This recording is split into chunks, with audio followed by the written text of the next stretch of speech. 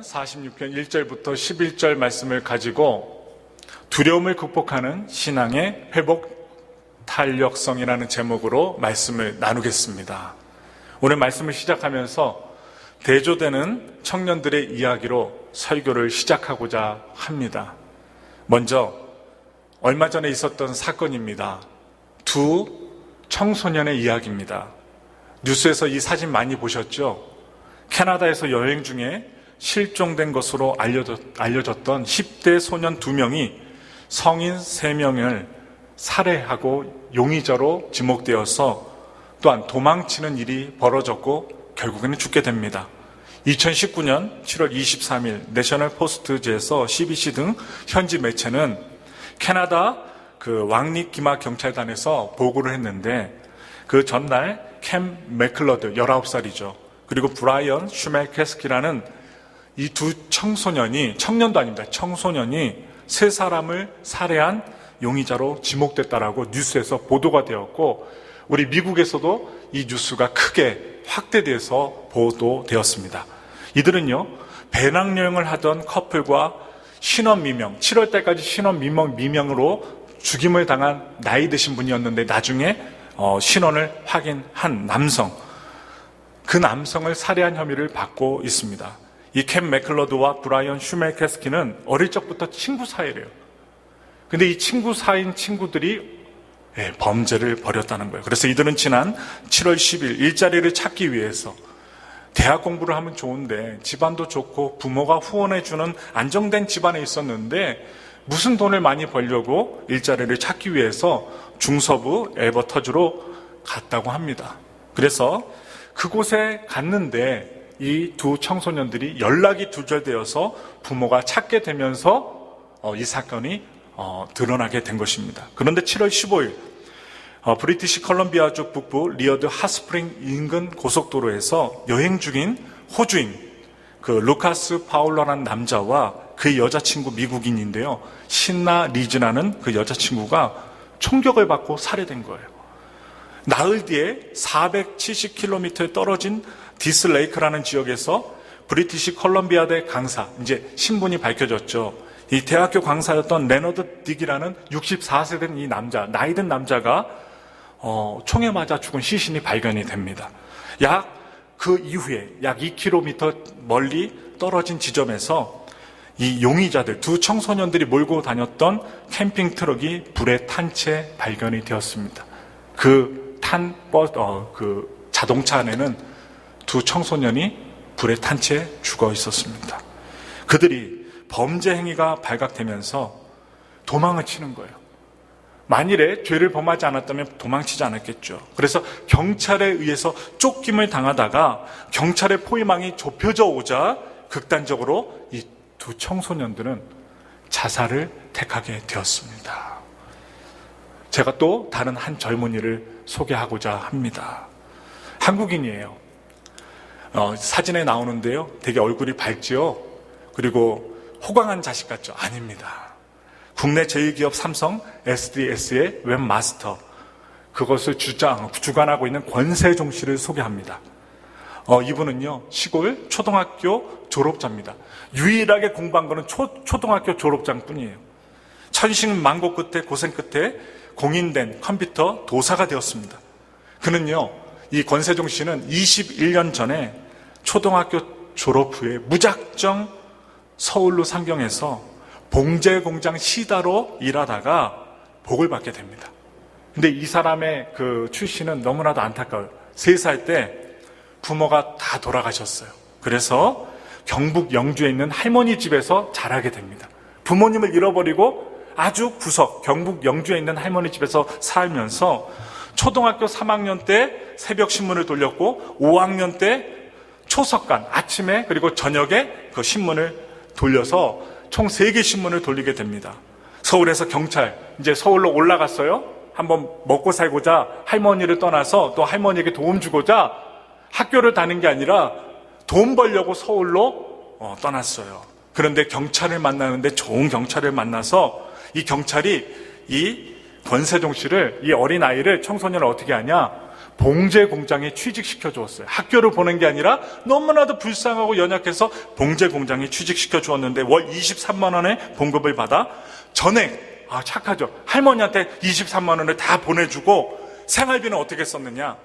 자신이 아침에 일찍 일어나 새벽 신문을 돌려서 번 돈을 갖고 빵 사 먹고 라면 사 먹고 했다는 거예요. 그리고 이 청년은 배움의 열정을 떨칠 수 없어 서울에 있는 회기동에 있는 야학교, 밤에 공부하는 곳에 문을 두들겨서 새벽에는 신문 배달을 하고 낮에는 봉제 공장 가서 일하고 밤에는 공부를 하고, 그리고 잠은 몇 시간 잤냐? 이 사람이 고백을 하는데 책에 나와요. 3시간 잤답니다. 젊은 청년이 얼마나 잠을 자고 싶겠어요. 늘어지게 잠자고 싶어도 잠 못 자고 3시간 자면서 열심히 공부하니까 이 청년을 눈여겨봤던 야학의 선생님들의 추천으로 서울시 청년산을 탔기도 했습니다. 얼마나 열심히 살았으면 선생님들이 추천을 해갖고 서울시의 청년의 상을 받았어요. 1995년 11월에는 컴퓨터 회사 사원으로 입사해서 처음 컴퓨터를 만져보게 됩니다.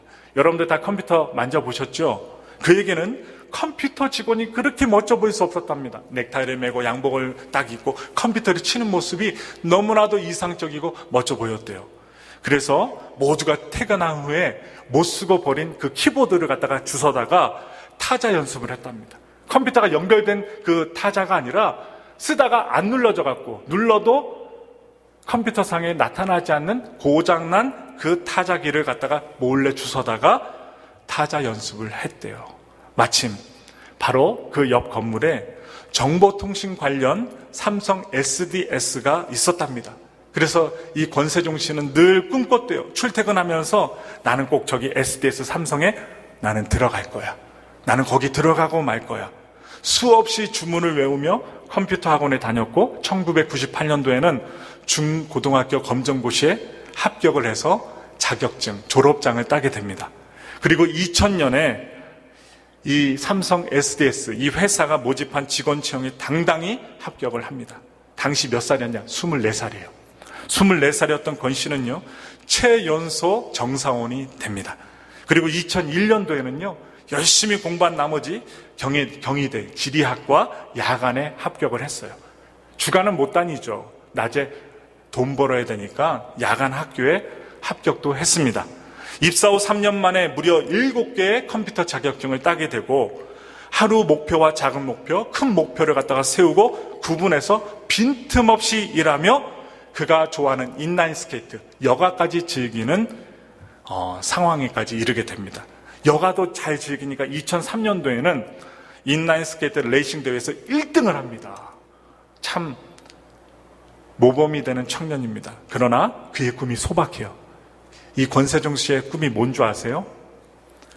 최대한 많이 베풀며 힘차게 살자. 나도 어려웠으니까 어려운 사람들 도와주면서 하루를 힘차게 살자. 나만 잘 먹고 나만 컴퓨터 잘하고 살지 말고 남에게 가르쳐주고 아껴주고 또 경찰관이 나를 봉제 공장에 취직시켜준 것처럼 어려운 사람 만날 때 베풀며 살자. 그리고 힘차게 살자. 감동이 됩니다. 시대와 나라는 다르지만 같은 젊은이들입니다. 역경이 똑같이 왔습니다. 뜻하지 않는 위기 앞에 서게 되었습니다. 무엇이 차이일까요?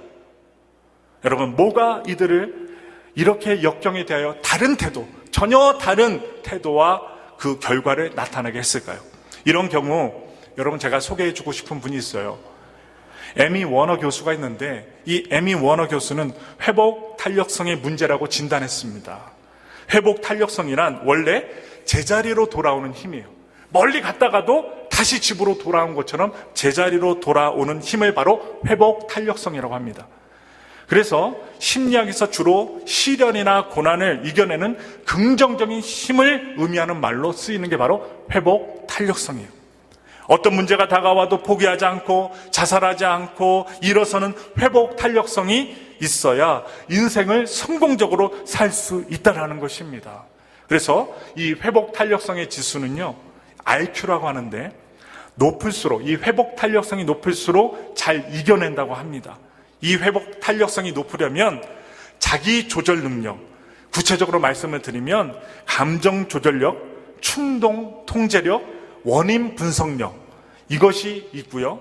대인관계 능력, 소통 능력, 남이 아프면 공감하는 능력, 자아 확장력, 이것이 필요하고, 긍정성, 자아 낙관성, 생활 만족도, 그리고 하나님께 감사하며 살기, 이것들이 있어야 금방 또 돌아올 수 있다는 거예요. 좀 마음이 아파도, 시험 드는 일이 있어도, 그리고 나를 괴롭히는 사람이 있어도 멀리 갔다가 다시금 돌아올 수 있다는 거예요. 죽고 싶어도 이분은 죽고 싶다 했지만 다시 살아야지. 내 자녀를 보고, 내 남편과 아내를 보고, 나를 이끌어 주신 하나님을 보고 다시 살아야지. 이 회복 탄력성이 있게 된다는 것이죠. 그래서 제자리로 돌아오는 힘을 말해요. 그래서 위기를 당할 때 자기 조절 능력이, 회복 탄력성이 없으면 두려움에 사로잡혀 충동을 억제하지 못하고 낙심하고 포기해버리는 것이랍니다. 그래서 한쪽 젊은이들은 위기 앞에서 돈을 벌어야 되고, 그리고 살인죄를 저지른 그 위기 앞에서 자기 조절 능력을 상실하고 두려워하며 인생을 포기했습니다. 그러나 또 한 젊은이는, 제가 소개했던 이 한 젊은이는 위기 앞에서 자기 조절 능력을 가지고 두려워하지 않고 담대하게 당당하게 극복해서 청년이 되었지요. 아주 훌륭한 청년, 남을 도와주는 청년이 되었어요. 이제 오늘 본문으로 돌아갑니다. 성경은 두려움 앞에 낭떠러지로 떨어졌다 회복한 히스기야 왕 때의 역사적 사건을 배경으로 오늘 본문 시편 46편이 지어졌어요. 그래서 열왕기하 19장에 보면 나라가 잘 되어가던 어느 날 아수르의 사네립 왕, 이방 왕이 몇 명을 데리고 쳐들어오느냐, 18만 5천 명을 데리고 이스라엘로 쳐들어와요. 아주 큰 거군을 대군하고 거느리고 쳐들어오는데 예루살렘 성을 공격했습니다. 나라가 바람 앞에 여러분 등장불처럼 위태로워지게 되는 거예요. 환난을 만난 것입니다. 위기를 만났습니다. 역경을 만난 것입니다. 당시 상황을요 2, 3절에 표현하고 있어요. 46장 2절과 3절에 표현하고 있는데, 땅이 변하고 산이 흔들려 바닷 가운데 빠진다는 것입니다. 그래서 바닷물이 솟아나 뛰논다는 것입니다. 그것이 넘침으로 산이 흔들린다는 거예요. 쓰나미가 다가온다는 거예요. 아주 사람의 목숨을 위협할 만한 파도가 친다는 것이죠. 그것이 넘침으로 산이 흔들린다라고 오늘 46장 2절과 3절에 표현하고 있습니다. 이런 위기 앞에 두려움에 떨었어요. 두려움 앞에 담대하지 못했습니다. 누가? 히스기야 왕이 담대하지 못했습니다. 그래서 나라가 망할 위기에 처했다는 것을 시편 46편 2절부터 3절에 보면 시적으로 표현한 것입니다. 그러므로 히스기야 왕은 예루살렘에 있는 은과 금을 여러분 다 주고, 그것도 모자라 여호와 하나님, 야훼 하나님의 성전 안에 붙어있는 벽이나 기둥에 발라놓은 금과 은까지 다 벗겨갖고 바칩니다. 히스기야가 두려움에 빠지니까 그렇게 담대하던 사람이 겁쟁이가 되어버리는 거예요. 성전의 금까지 뇌물로 바쳐버리는 인생이 된 것입니다. 그래도 통하지 않았어요. 금 다 갖다 바치고 은 다 갖다 바치고 야훼 하나님의 성전에 리모델링한 그 벽에 기둥에 발라놓은 은과 금도 바쳤지만, 그리고 또 인간적인 방법을 씁니다. 어떤 방법? 애굽이라는 다른 나라, 군대가 있는, 군사가 있는 애굽의 도움을 청해 보았지만 그것도 거절을 당합니다. 나이 25살, 25세의 왕이 되어 하나님 보시기에 정직히 행하고 모든 산당을 제거해버리고 아무도 없애지 못했던 그 우상이 있어요. 모세 때 만들어진 놋뱀을 누가 담대하게 깨뜨리냐? 이 여호사밧 왕이 어떻게 합니까? 깨트려 버립니다. 그래서 용감한 왕으로 성경에서 말하고 있는 왕이에요. 아버지가 누구냐? 아하스 왕입니다. 이 아하스 아버지 왕은요, 악한 습관, 그리고 악한 하나님이 싫어하시는 우상들을 섬겼던 왕이에요. 그래서 아버지가 섬겼던 것들을 과감히 버렸습니다. 이스라엘과 유다를 통치했던 왕이 무려 42명 중에 하나님의 마음에 합한 왕이 몇 명이었을까? 한 2명 정도로 추릴 수 있는데 다윗과 히스기야 왕이에요. 제가 좀 전에 여호사밧 왕 잘못 말했어요. 히스기야 왕입니다. 히스기야밖에 없었어요. 담대한 왕입니다. 하나님을 사랑했던 왕이었습니다. 하나님을 의지하는 전 유다 여러 왕 중에 그러한 자가 없었다고 하는 왕들 중에 속했던 왕, 바로 히스기야 왕이었습니다. 바로 성경에서 아주 자랑스럽게 소개할 정도로 아수르를 섬기지 않은 담대한 왕이 오늘 시편 46편의 주인공이었던 히스기야 왕이었어요. 아수르 나라가 북쪽에서 이스라엘을 점령했어도 하나님만 의지하고 아수르를 섬기지 않았던 마음이 담대하고 신앙이 돈독했던 왕이었습니다. 그런데 막상 아수르의 사네립 왕이 쳐들어와서 그 이스라엘을 포위하니까 두려움에 질식되어 버린 것입니다. 그 두려움으로 자기 조절 능력을 상실하였습니다. 회복 탄력성을 얻지 못했던 거예요. 회복 탄력성이 떨어졌던 거예요. 어려움이 다가오자 한순간에 무너져 버렸습니다. 평소에는 신앙생활 잘 하던 사람이 군에 가서 부당한 대우를 받고 자존심이 상한 일을 당하니까 한순간에 술을 마시고, 그리고 어떻게 해요? 폭력을 쓰고 무너진 것과 같습니다. 교회를 안 가고. 그리고 믿음 생활 잘하던 사람같이 보였는데 사업에 어려움이 오고 몸에 이상이 오고 또 전혀 뜻하지 않은 고난에 당하니까 한순간에 처참하게 무너져 버리는 성도들이, 목회자가 아니면 하나님의 백성들이 있다는 것입니다. 그것은 무엇입니까? 회복 탄력성을 잃어버린 것입니다. 하나님도 보이지 않고 기도도 하지 않고 인간적인 방법으로 위기를 모면해 보려고 온갖 꾀를 내어봤습니다. 계산기를 두들깁니다. 뇌물도 바치고요, 신앙도 팔아버리고, 그리고 뇌물도 바치고 써보고 계산기 두들기고 신앙도 팔아먹고 할 수 있는 사람 의지해 보기도 하고 가진 방법을 다 써보았습니다. 무엇 때문입니까? 두려움 때문입니다. 두려움. 망할까봐, 아니면 나라가 망하지 않을까, 죽지 않을까, 지금 가지고 있는 모든 것을 잃어버리지 않을까, 두려움 때문에 여러분 그렇게 행동한다는 거예요. 여러분, 두려움에는요 두 가지 종류가 있어요. 첫째는 긍정적인 두려움입니다. 이 긍정적인 두려움은 우리의 삶에 많은 도움을 줍니다. 이 중에 제가 갑자기 설교하다가요, 이리 앞에 나오셔서 찬양을 부르세요 딱 하면 여러분 거의 대부분 안 나오실 거예요. 못해요. 그냥 성악가 아니면 가수 빼놓고는 안 나오실 거예요. 특히 예를 들어볼까요? 대표기도 딱 하면 어떻게 해요? 대표기도 하기 20초 전, 1분 전부터 심장이 뛰어야 돼요. 뜁니다. 그렇게 땀이 안 나는 분들도요, 여러분 대표기도 하기 10분 전, 5분 전부터 막 손에 막 땀이 나고 갑자기 등줄기 땀이 쭉 내려와요. 이게 뭐예요? 긍정적인 두려움입니다. 긍정적. 그래서 뭐합니까? 전날에 이렇게 기도도 써보고 저렇게 기도도 써보고 아침에 와서 하나님 오늘은 내가 유창하게 멋있게 기도를 하겠습니다. 근데 이 앞에 나오면요 갑자기 머리에 백지가 딱 되는 거예요. 그럼 어떻게 해요? 샤샤샤 하다가 나도 모르다가 어떤 분은요 우습게도 예수님의 이름으로 기도드립니다 까먹은 거예요. 그럼 어떻게 해요? 하나님, 예수님, 성령님 기도합니다 하고 딱 끝나시더라고요. 예수님의 이름으로 기도합니다가 이거 까먹고 얼굴에 머릿속에 백지가 되니까 또 어떤 목사님은요 축도하는 거예요. 축도하는 것조차도 끝에 그 단어가 떠오르지 않아갖고 그냥 기도합니다로 끝내는 분도 있어요. 이게 뭡니까? 긍정적인 두려움 때문입니다. 긍정적인 두려움. 이거는요 참 좋은 거예요. 빨리 사람이 여러분 많은 것으로 피해야 하는 분이 누구냐? 긍정적인 두려움이 생긴 분들입니다. 그래서 밝은 곳, 좋은 것을 말해주는 사람들에게 피해서 위험으로부터 보호하고 안전을 추구해야 됩니다. 그래서 얇은 얼음 위를 걷기를 두려워하는 것, 병과 사고를 두려워하여 의료보험을 드는 것은 믿음의 결핍이 아니라 미리 주의하게 하는 지혜를 준다는 거예요.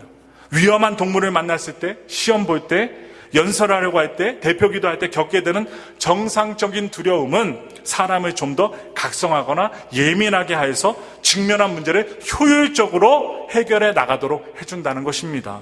합리적으로 유익하고 자신을 보호하는 건전한 두려움은 하나님이 주신 은총이라는 거예요. 이런 두려움은 좀 실수해도 돼요. 그러나 더 잘할 수 있게 된다는 것이죠.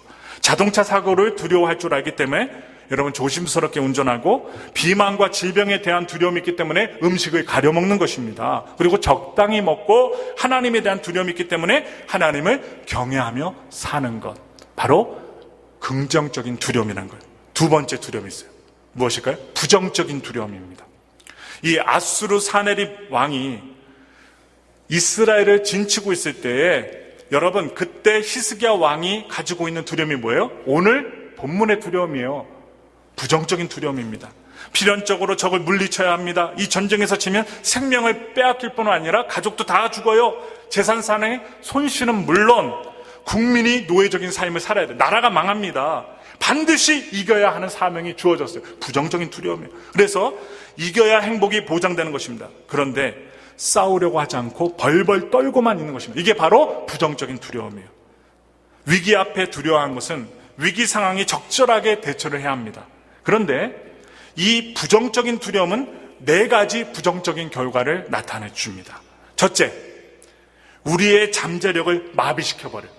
저 사람은 기도 평소에 잘하는데 너무나도 부정적인 두려움. 나는 안 돼, 못 돼. 사람들이 나를 욕할 거야. 내가 권사, 집사, 목사, 장로인데 그렇게 기도밖에 못하냐 하면서 부정적으로 너무 생각하게 되면 잠재력을 마비시켜버려요. 그래서 두려움이란 괴로움은, 여러분, 이 두려움이란 괴물은요, 하나님이 주신 무한한 잠재력을 쓸 기회를 잃어버리게 만듭니다. 그래서 나폴레옹 힐이라는 분이 이 긍정의 대가거든요. 이분이 뭐라고 얘기했냐?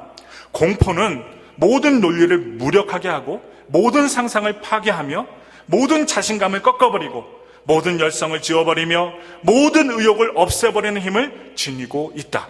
그리고 사람들을 나태와 비참과 불행에 빠뜨리게 많은 것이다. 뭐요? 공포가 그렇다는 거예요. 공포.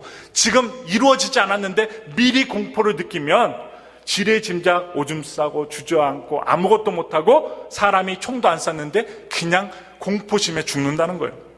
그래서 자신의 재능을 개발하는데 가장 커다란 적이 공포, 즉 두려움이라는 것입니다. 여러분 나이 드셨어요? 갑자기 대학원 가라고 하면 여러분 가십니까? 대학교 안 갔는데 고등학교밖에 안 나왔는데 50대, 60대, 70대 됐는데 공부하시오. 그럼 그 말을 들으면요, 여러분 어떻게 생각이 돼요? 두려움이 와요. 내가 젊은 사람들과 함께 공부 잘할 수 있을까? 내가 머리가 굳었는데 젊은 청년들과 함께 공부할 때 내가 잘할 수 있을까? 교수님이 숙제를 내주실 텐데 내가 그 숙제를 잘할 수 있을까? 두려움이 먼저 온다는 것입니다. 자신의 재능을 믿지 못하게 만들고 그 재능에, 여러분, 그 능력을, 극대화를 방해하는 것이 바로 재능의 숨통을 쥐고 있는 공포심이라는 것입니다. 그리고 둘째가 있어요. 무엇인가요? 우리가 맺고 있는 인간관계를 파괴해버립니다. 그 두려움과 공포는 인간관계까지 파괴해버려요. 거절당하는 것에 대한 두려움, 무시당하는 것에 대한 두려움, 비난받는 것에 대한 두려움, 이 피해당하는 것에 대한 두려움으로 정상적인 인간관계를 갖지 못해요. 그래서요, 여러분, 우리가 문제가 생기면요, 당사자들끼리 좀 이렇게 진지하게 얘기를 해보면 좀 오해가 있었다라는 사실을 알게 돼요. 그래서 우리가 문제가 생겼을 때 숨으면 안 돼요. 숨으면 어떻게 돼요? 여러분, 만화에서 보면 무엇이 있어요? 사람이 있으면요, 이 머리, 이거 풍선이 있어요. 머리 풍선.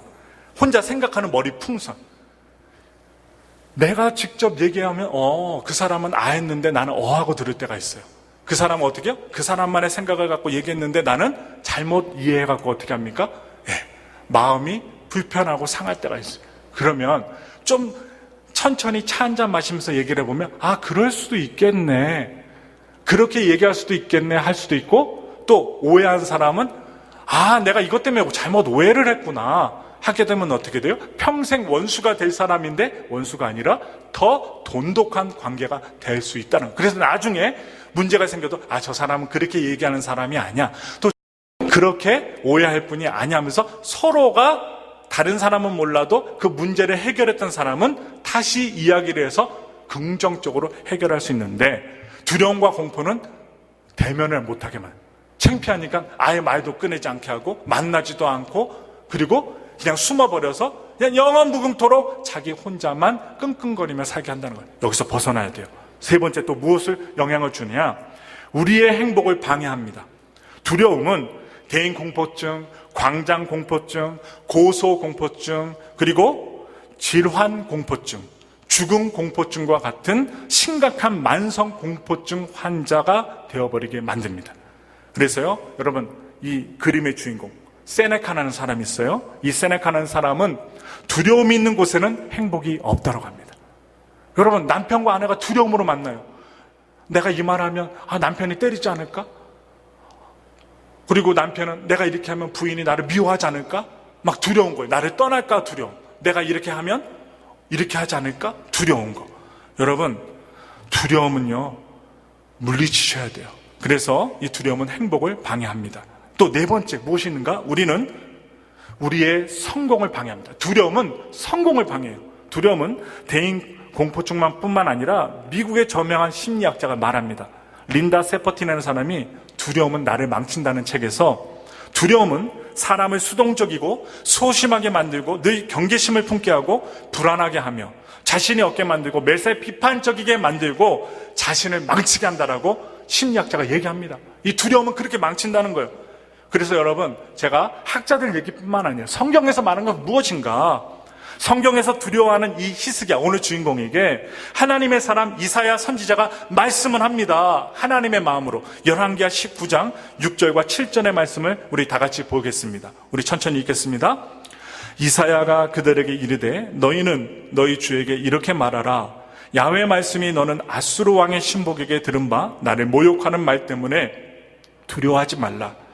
내가 한 영을 그의 속에 두어 그로 소문을 듣고 그의 본국으로 돌아가게 하고 또 그의 본국에서 그에게 칼에 죽게 하리라 하셨느니라 하더라. 아멘. 뭐라고요? 조금도 두려워하지 말라고 합니다. 아무리 조롱해도, 하나님을 조롱하고 이스라엘 백성들을 조롱해도 조금도 겁내지 말라고 하나님이 이사야를 통해 얘기하십니다.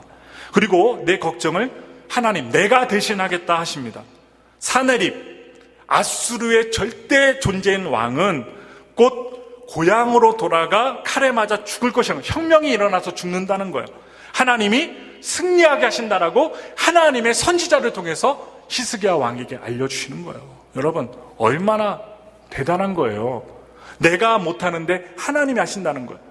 이 시편 46장은 결국 이사야 예언처럼 승리한 후에 기록한 말씀입니다. 그래서 우리는 위기와 역경을 당했을 때 우리의 잠재력을 마비시키고 우리의 인간관계를 파괴해버리고 우리의 행복을 빼앗아가고 우리의 성공을 방해하는 두려움을 극복해야 된다는 거예요. 회복 탄력성을 약화시키는 두려움을 어떻게 우리가 극복할 수 있을까? 이것을 어제 고민하면서 여러분들께 준비한 말씀을 전해드립니다. 첫째, 우리는요 하나님을 피난처 삼아 두려움을 극복해야 되겠습니다. 뭘요? 하나님을 피난처 삼아 극복하자는 말입니다. 1절을 우리 큰 소리로 함께 읽겠습니다. 다 같이 읽어요. 하나님은 우리의 피난처시오. 여기에 밑줄을 그셔야 돼요. 7절 하반절에도 똑같이 나와요. 야곱의 하나님은 우리의 피난처시로다. 그런데 또 11절에도 하반절에 또 나와요. 여기는 안 나오지만 제가 올리진 않았지만 똑같이 야곱의 하나님은 우리의 피난처시로다. 이 말씀들은 여러분 오늘 우리 성도님들에게 주신 말씀으로 믿으시기 바랍니다. 사람은 위기를 당할 때 피할 곳이 없다고 단정하기 때문에 두려워하는 것입니다. 그 두려움 때문에 한치도 나가지 못하고 포기해버리는 것입니다. 제가 포기는 언제 하라고요? 김장할 때 하세요. 야곱이 타지에서 험한 세월을 살며 어려움을 당할 때 우리 하나님이 피난처가 되어주셔서 결국 바로 앞에 나아가 여러분 12아들을 통하여 민족을 이루었습니다. 여러분 노예생활 함에도 불구하고 여러분 민족을 이루었어요. 오늘날 우리도 어떤 위기와 역경을 만난다 할지라도 우리 하나님이 피난처 되어주신다는 사실을 믿으시길 바라고 저는요 기도해요. 우리 군인 가족들이 또 남편이 파병 갈 때 전장터에 갈 때 하나님이 지켜달라고 기도합니다. 총알이 비껴가게 해달라고 기도해요. 방탄복 있으면 방탄복을 뚫지 못하게 하고 그리고 방탄복 입지 않은 그 몸에 총알들이 들어가지 않도록 하나님 역사해달라고 지뢰라도 밟지 않게 하시고 지뢰 옆을 밟아서 다치거나 아니면 몸에 손상이 오지 않게끔 기도합니다. 왜 기도해요? 피난처가 되시는 하나님께 방패가 되어주시라고 기도하는 거예요. 평소도 중요하지만 위기 상황에서 확실하게 믿어야 됩니다. 히스기야 왕은 평소에 하나님이 피난처인 사실을 알았어요. 여러분과 저처럼 지식적으로 알았어요. 그런데 위기를 만나게 되자 피난처를 돈으로 삼습니다. 우리 사람들도 그래요. 히스기야만 그런 게 아니에요. 우리도 그래요. 돈으로 피난처를 삼아요. 돈을 바치면 문제가 해결될 줄 알고 성전의 그 벽과 그리고 기둥에 붙었던 금과 은가루를 다 띄어다가 아수르 사네립 왕에게 바쳤어요. 여러분 아수르의 사네립 왕에게 바쳤다고요. 그런데 해결됐어요? 해결되지 않았어요. 인간을 피난처로 삼고 애굽을 의지합니다. 그러나 이사야의 충고를 듣고 그들이 조롱하는 편지를 보냈잖아요. 내가 너를 죽일 거다 하는 편지를 들고 이 히스기야가 이사야의 말을 들고 정신을 차린 다음에 성전에 들어갑니다. 그리고 편지 들고 기도해요. 이방 왕이 하나님의 땅을 쳐들어온답니다. 18만 5천 명이 쳐들어왔습니다. 우리는 죽은 목숨이지만 하나님, 이 편지, 그 대적의 편지를 갖고 하나님께 기도합니다. 기도했더니 여러분, 위기를 극복하게 됩니다. 여러분, 피난처란말은요 대피소와 같은 거예요. 적의 화살을 피할 수 있는 견고한 요새, 바위 동굴, 안전한 은신처, 여러분, 외부의 어떤 공격에서도 자신을 보호할 수 있는 장소가 바로 피난처라는 사실입니다. 부지 중에 살인한 자가 생명을 보존하기 위해서 피하는 곳이 어디예요? 도피성이잖아요. 도피성과 같은 곳입니다. 여러분, 2절과 3절을 한번 보시겠습니다. 우리 다 같이 46장, 시편 46장 2절과 3절의 말씀을 믿음으로 읽겠습니다. 시작. 그러므로 땅이 변하든지 산이 흔들려 바다 가운데 빠지든지 바닷물이 솟아나고 뛰놀든지 그것이 넘침으로 산이 흔들릴지라도 우리는 두려워하지 아니하리로다. 셀라. 아멘. 위기와 역경을 당한 모습을 시적으로 표현한 것입니다. 인간의 힘으로 어쩔 수 없는 재해가 다가온다 할지라도 두려워하지 않겠다라는 단호한 믿음의 시적인 표현입니다. 왜 그렇습니까? 우리 하나님이 안전한 피난처가 되시기 때문입니다. 그래서 우리의 피난처 되시는 하나님께서 영원히 우리를 지켜주시는 분이라는 것을 믿으셔야 돼요. 믿는 자에게 능치 못함이 없다라고 예수님께서 마태복음 19장 26절에 말씀하고 계세요. 한번 읽어볼까요? 다 같이 읽겠습니다. 시작. 예수께서 그들을 보시며 이르시되 사람으로는 할 수 없으나 하나님으로서는 다 하실 수 있느니라. 아멘. 함께 읽으시기 바랍니다. 여러분, 보고 읽을 때 믿음이 생겨요. 여러분, 저만 읽으면 안 돼요. 여러분들이 읽으시고 믿음을 가지셔야 돼요. 사람은 못해요. 하나님은 다 하실 수 있느니라. 여러분, 야고보서 1장 5절 말씀이에요. 지혜가 부족하세요? 이 말씀 붙들고 기도하세요. 다 같이 읽겠습니다. 시작. 너희 중에 누구든지 지혜가 부족하거든 모든 사람에게 후히 주시고 꾸짖지 아니하시는 하나님께 구하라. 그리하면 주시리라. 박사학위가 중요한 것이 아닙니다. 석사학위가 중요한 것이 아닙니다. 중고등학교 졸업장이 중요한 것이 아닙니다. 하나님의 지혜를 받으면 박사학위 받은 사람들보다도 똑부러지게 이 세상을 살아갈 수 있다는 것입니다. 여러분, 확신을 가지고 기도하십시오. 다음으로 마태복음 7장 7절 말씀이요. 읽겠습니다. 시작.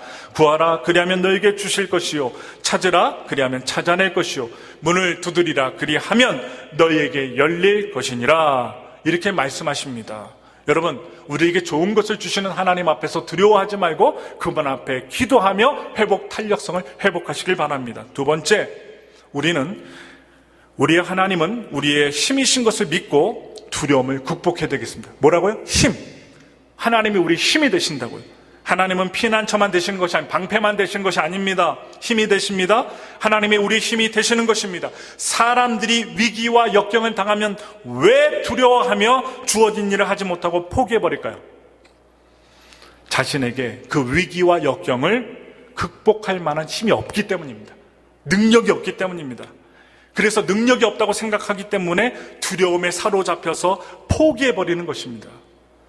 그러므로 자신의 지혜에 의지하면 안 됩니다. 그래서 히스기야 왕은 위기와 역경을 당하니까 야훼 하나님을 힘으로 삼지 않습니다. 그 전까지는 힘으로 삼았는데 당장 피부 깊숙이 느껴지는 위기를 당하니까 하나님을 의지하지 않아요. 자신의 지혜로 힘을 삼았습니다. 그 지혜로 위기를 극복하려고 했어요. 자신의 자신이 갖고 있는 돈과 명예로 위기를 극복하려고 했어요.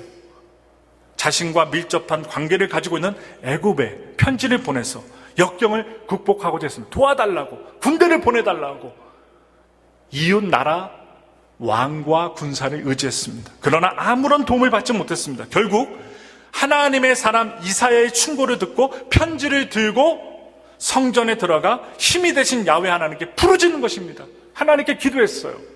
그러므로 위기를 극복하고 전쟁에서 승리하게 됩니다.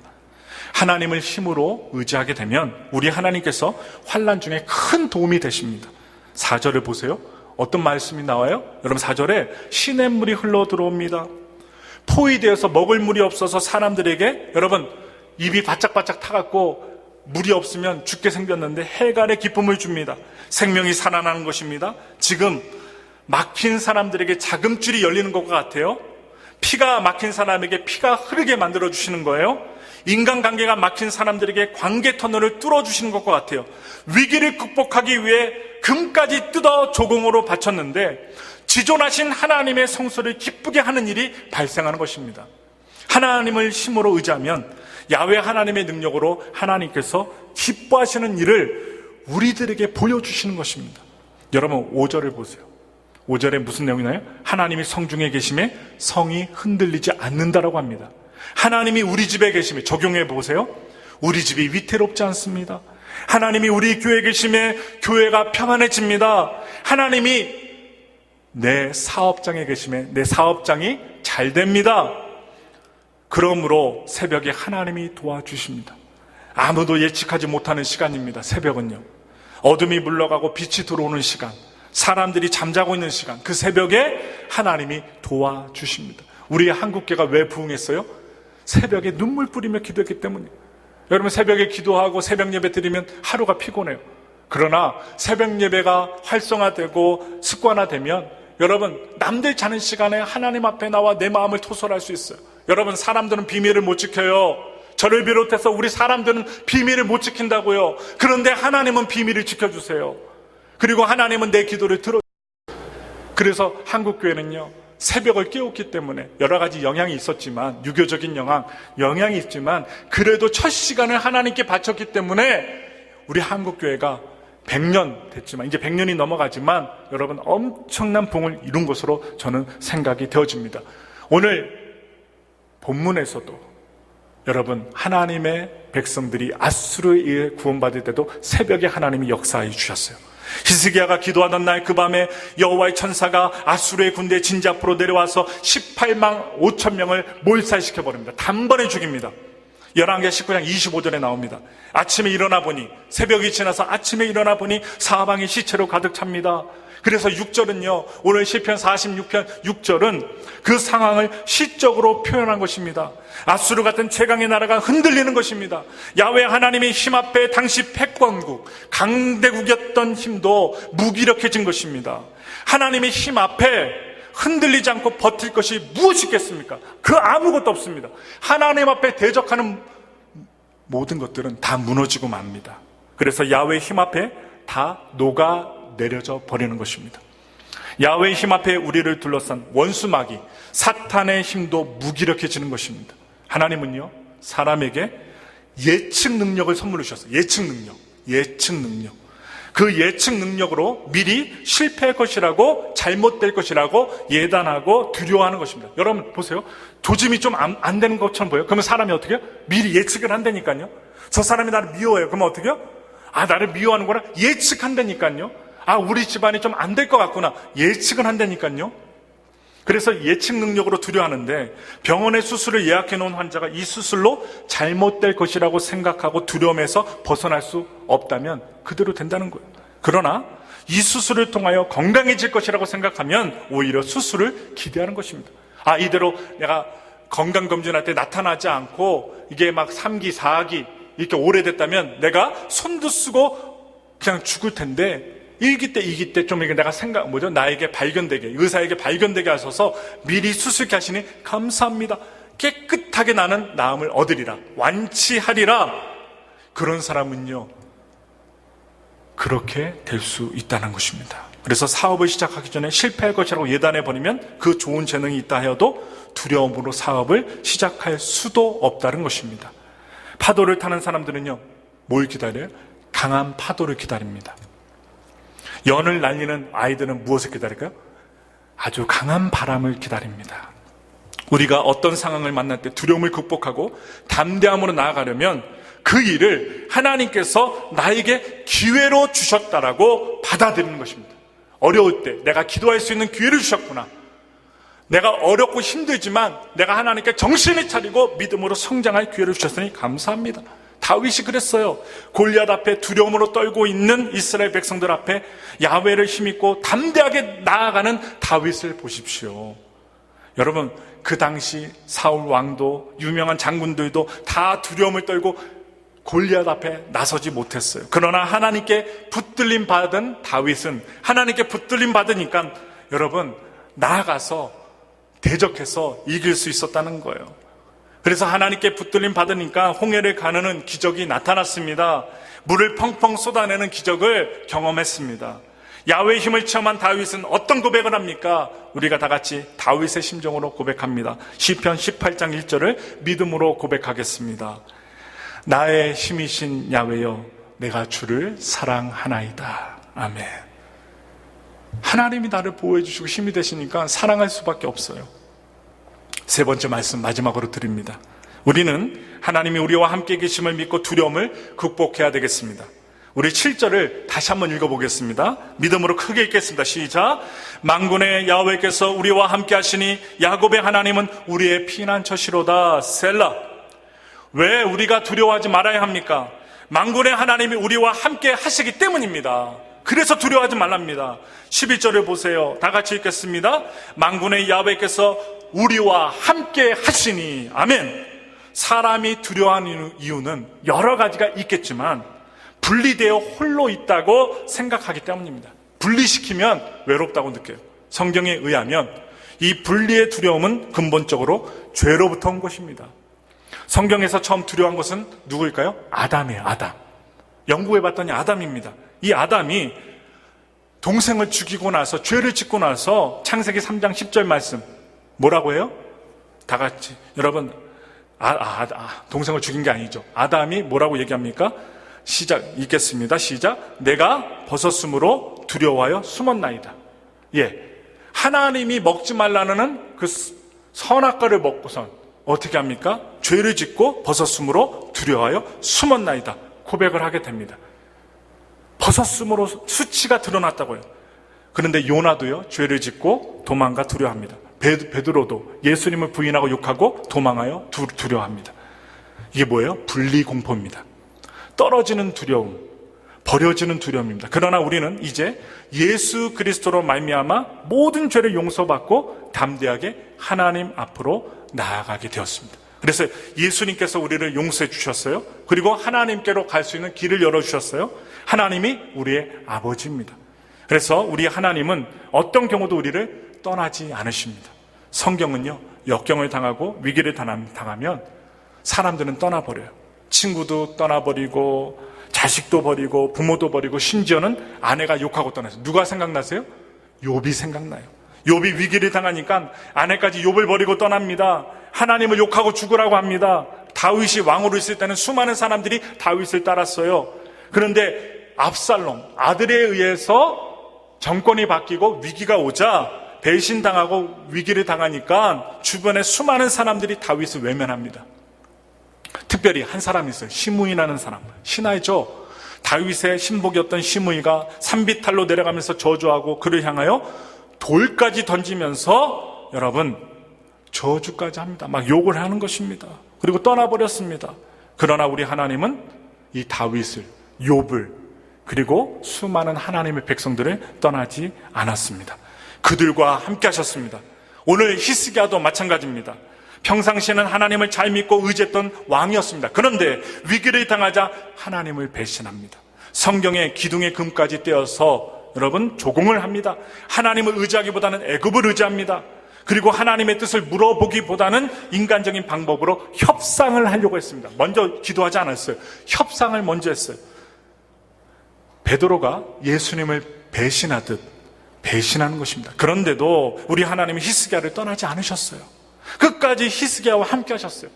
실수하고 배신했음에도 불구하고 우리 하나님은 히스기야와 함께 하셔서 무엇을 하신 것입니까? 8절을 보시면 그는 여러분 하나님입니다. 땅을 황무하게 하였다는 것, 이 표현이 나와요. 시적인 표현이 나옵니다. 깜짝 놀랄 일, 놀라운 일을 베풀었는데 그 막강한 권력을 가진 사내립을 죽게 하고 영원히 망하지 않을 것 같은 그 나라를 망하게 했다는 것입니다. 9절을 보세요. 전쟁이 끝나버립니다. 하나님의 은혜로 전쟁이 끝났어요. 활을 꺾어버리고 창을 끊어버리고 수레를 불살라버린 것입니다. 그래서 어떻게 된 것입니까? 10절에 보니까 가만히 있어 하나님이 어떤 분인지 알라라고 말씀합니다. 모세에게 이스라엘 백성들에게 주셨던 말씀이에요.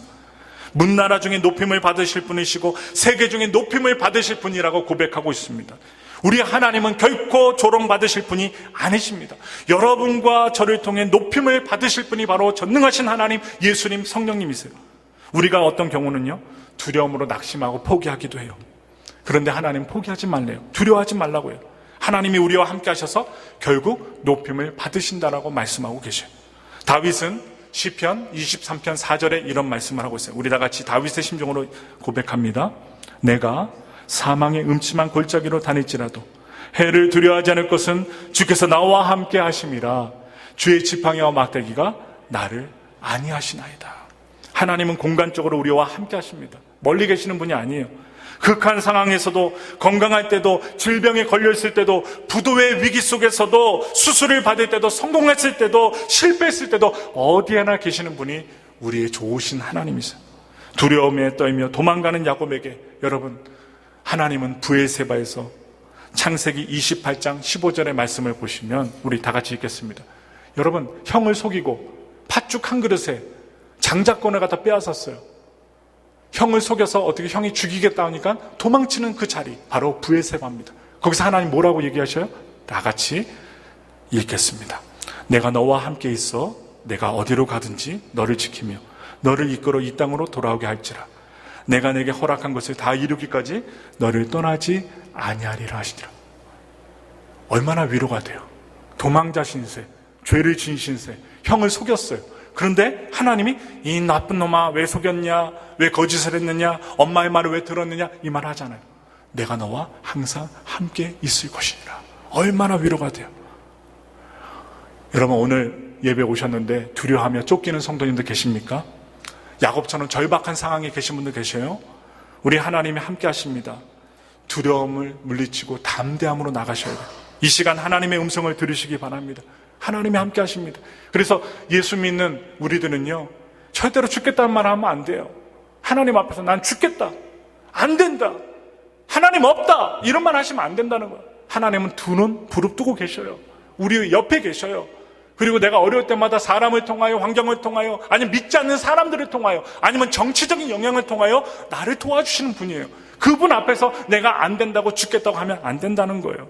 그 하나님의 음성을 들으세요. 내가 너와 함께 있으리라. 하나님이 함께 하십니다. 우리의 미래는 하나님 안에서 보장되어 있어요. 이 문제는요, 우리가 하나님의 영광을 위하는 확실한 목표가 있느냐 없느냐입니다. 이게 문제예요. 내가 하나님께 신앙생활하는데 내가 하나님 앞에 확실한 목적을 갖고 신앙생활하느냐, 그냥 물에 물 탄 듯 술에 술 탄 듯 그렇게 그냥 흘러가는 돛담배와 같이 막 아무 곳으로, 아무 생각으로 생각하고 신앙생활하느냐, 이것이 문제입니다. 그래서 아브라함은 미래의 불확실성 앞에, 여러분, 내 본토 친척 아비집을 떠나라고 했어요. 근데 하나님이요, 안 가르쳐 준 게 있어요. 어디로 가라 하지 않았어요. 그냥 떠나라 했어요. 여러분, 오늘 제가 여러분을 밥 먹으면서 엘파소를 떠나세요. 그러면 여러분 듣겠습니까? 목사님이 좀 이렇게 머리가 이상해지셨네? 이렇게 미쳤네? 이렇게 얘기하실 거예요. 왜 갑자기 나 여기 엘파소에 잘 살고 있는데 나보러 떠나라고 해요? 어디로 가란 말도 안 해요. 뭐 시애틀로 가라, 뭐 뉴욕으로 가라, 이 말도 없고 떠나세요. 사람도 얘기하면 여러분 이상하게 들리는데 하나님이 하셨어요. 근데 장소도 알려주지 않고 떠나랍니다.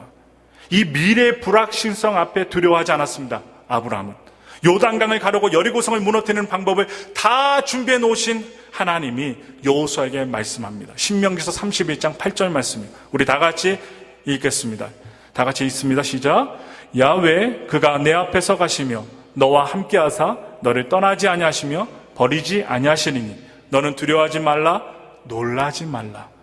광야에서 어찌할 줄 모르는 들을 구름기둥과 불기둥으로 인도하신 하나님이 오늘 신명기 1장 33절의 말씀을 주십니다. 다 같이 읽겠습니다. 마지막입니다. 시작.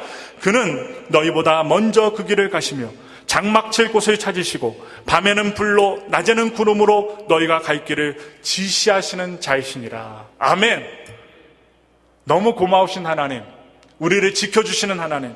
여러분, 오늘 우리가 미래의 불확실성 앞에 두려움의 늪에 갇혀 절망하지 마시기 바랍니다. 하나님의 영광을 위하여라는 분명한 목표를 가지시고 문제의 골리앗 앞에 당당하게 맞설 수 있는 저와 여러분들이 되기를 원합니다. 다윗의 앞길을 지켜주신 하나님, 아브라함의 길을 지켜주시고 하늘의 무별과 모래 알갱이들처럼 많은 자손을 주시겠다는 하나님의 약속을 믿으시고 나갈 수 있는 저와 여러분들이 되기 원합니다. 여러분, 사역을 하다 보면, 신앙생활 하다 보면 두려움이 옵니다. 될까? 이럴까? 나한테 이런 문제가 있는데 이게 해결될까? 그래서 사람을 찾았고 심지어 세상 사람 점쟁이를 찾아갑니다. 그런데 어떻게 해요? 좋은 얘기를 들으면 좋지만 나쁜 얘기를 들으면 그게 마치 맞는 것과 같아요. 근데 여러분, 부탁드립니다.